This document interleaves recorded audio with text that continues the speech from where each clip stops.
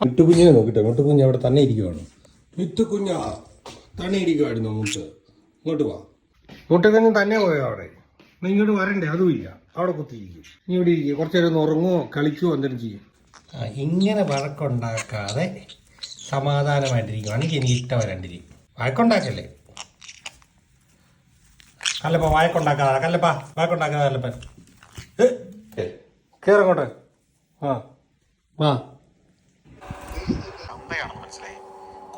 എടാ മാക്കാനെ, നീ എന്റെ തലക്കരുന്നത് കാണുവാണോ? നീ എത്തിയപ്പോഴത്തെ കാര്യങ്ങളൊക്കെ കണ്ടിരിക്കണം തലക്കരുന്നത്.